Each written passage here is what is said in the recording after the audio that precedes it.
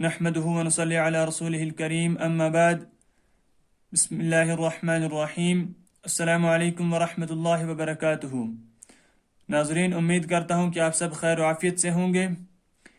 جیسا کہ آپ نے اس سے پہلے لیسن نمبر 3 میں پڑھا تھا کہ مرکبات جو ہیں یعنی کہ جو حروف ہتیجی ہیں جب یہ آپس میں مل کر آئیں گے تو ان کی شکلیں بدل جائیں گی، اور ان کو کس طرح پہچانیں گے ہم اور کیسے پڑھیں گے وہ میں نے آپ کو بتا دیا تھا۔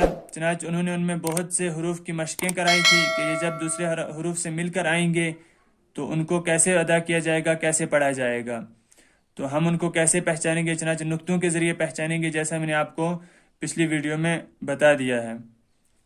تو اس ویڈیو میں بھی بقیہ مفردات جو اس ویڈیو میں آدھے ہی ہم نے کیے تھے، اب آدھے یعنی کہ جو باقی رہ گئے تھے وہ اس میں آج لیسن نمبر 4 میں ہوں گے انشاءاللہ۔ تو چلیے ناظرین شروع کرتے ہیں۔ بسم اللہ الرحمن الرحیم۔ دال، ذال، را، زا۔ چنانچہ ان 4 حروف کی مشق کرائی گئی ہے کہ جب یہ کسی دوسرے حرف سے مل کر آئیں گے تو ان کی شکلیں کیسی ہوگی، ان کو ہم کیسے پہچانیں گے۔ آپ دیکھ لیں، جیم، دال، خا، ذال، جیم، را، خا، زا، یا، را، تا، زا، میم، دال، کاف، ذال، فا، را، میم، زا۔ تو ناظرین آپ دیکھیں یہاں پہ جیم اور خا ہے، چنانچہ ایک جیسے حروف ہیں۔ اب ہم کیسے اس میں فرق کریں گے؟ چونکہ ہمیں معلوم ہے کہ جب اس شکل کے حروف آئیں گے تو ان میں جس کے نیچے ایک نقطہ ہوگا وہ جیم رہے گا، اور جس کے اوپر ایک نقطہ ہوگا وہ خا ہوگا۔ اسی طرح دال، زال بھی آپ دیکھ لیں کہ دال نقطے سے خالی ہوتا ہے اور زال کے اوپر نقطہ ہوتا ہے۔ اسی طرح را، زا بھی، پھر یہاں سے یا نیچے اگر اسی شکل کا ہے، نیچے نقطے ہیں تو وہ یا ہے، اوپر نقطے ہیں تو یہ تا ہے۔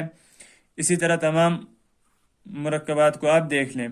تو آگے انہوں نے سین، شین، صاد، ضاد، طا، ظا، چنانچہ انہوں نے ان کی مشقیں کرائی ہیں۔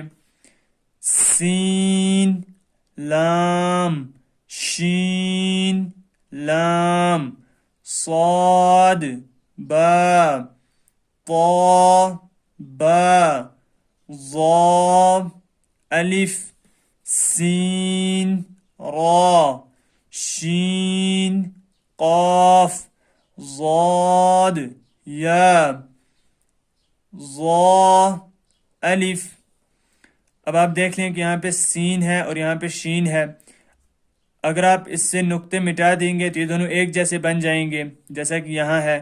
نقطے مٹا دیے تو سین ہو گیا، سین لام، نقطے ڈال دیے واپس تو شین لام ہو گیا۔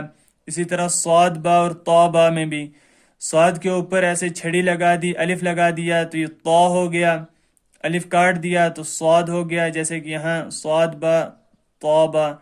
اسی طرح بقیہ حروف کو بھی دیکھ لیں۔ آگے ہے عین، غین، حمزہ۔ چنانچہ آپ دیکھ لیں، عین، زا، غین، را، صاد، عین، ضاد، غین، با، عین، دال، تا، غین، دال۔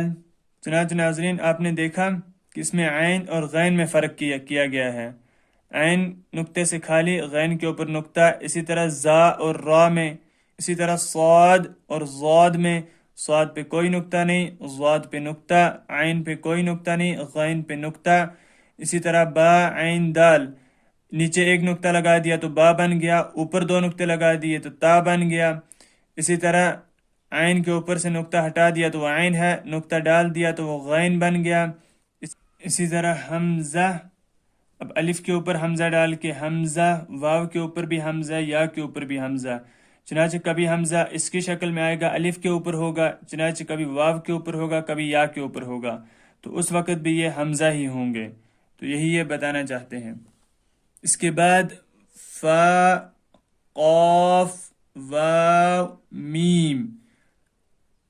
اب یہاں سے انہوں نے بتایا ہے کہ قاف واو، اسی طرح فا واو. اب دیکھ لیں آپ، قاف واو میں اور فا واو میں اگر نقطے نہ ہوں دونوں پر تو کوئی فرق نہیں ہے، لیکن کاف کے اوپر 2 نقطے ڈال دیے تو یہ قاف ہو گیا، اور اس کے اوپر 1 نقطہ تو یہ فا ہو گیا. اسی طرح فا، قاف، لام، قاف، فا، لام، یا، فا، حا، میم، کاف، میم، لام، میم، تا، میم، تا، میم، تا. تو ناظرین اسی طرح آپ نے یہ پڑھ لیا، اس کو اچھے سے ذہن میں بٹھا لیں، اچھے سے پڑھیں، غور سے پڑھیں، اچھے سے دیکھیں اور اس کو اچھے سے یاد کر لیں کہ حروف کو کیسے پہچانا جائے، کون سا حرف کیسا ہوگا. اب امتحان میں انہوں نے یہ چند آیات وغیرہ ہیں، ان کو انہوں نے جمع کیا ہوا ہے، ان پہ بنا یعنی کہ اعراب کے ہیں، یعنی ان پہ زبر زیر پیش نہیں ہے. اب ان کو ہمیں کیسے پڑھنا ہے، ہمیں ان میں حروف کو پہچاننا ہے کہ یہ حروف جو ہیں مل کر آئے گئے ہیں، ان کو پہچاننا ہے. چنانچہ ایک لائن جو ہے، ایک سطر اس کو میں بتا دوں گا، باقی آپ تمام خود دیکھ لیں. یہ ہے الف، یا، الف، کاف، نون، سین، تا، عین، یا، نون، واو، میم، الف، یا، دال، را، یا، کاف. چنانچہ آپ خود بھی اسی طرح اس کو پڑھتے رہیں، جیسا کہ لام، عین، لام، ہا، یا، زا، کاف، یا. یہ تمام انہوں نے ملا کے دیے ہوئے ہیں تاکہ یہ حروف کو پہچان سکیں کون سا حرف کیسا ہوگا آگے جب مرکبات میں آئیں گے یہ حروف تہجی. تو اسی لیے انہوں نے یہ امتحان کے طور پر دیا ہے کہ ان کو یہ سمجھ لیں، ان سے یعنی کہ اس کو یہ پڑھیں، سمجھیں، خوب طریقے سے، اچھی طریقے سے پہچان لیں کہ یہ کیسے آئیں گے. تو پیچھے جو ابھی تک پڑھایا تو اسی کا آگے امتحان لے رہے ہیں کہ پچھلا جو انہوں نے پڑھا ہے وہ کیسا یاد کیا ہے، کس طرح یاد کیا ہے. تو آج کے لیے اتنا ہی. تو اس کو خوب اچھے سے پڑھیں، اچھے سے یاد کریں. تو انشاءاللہ تبارک و تعالیٰ ملتے ہیں نیکسٹ ویڈیو میں. تب تک کے لیے اللہ حافظ.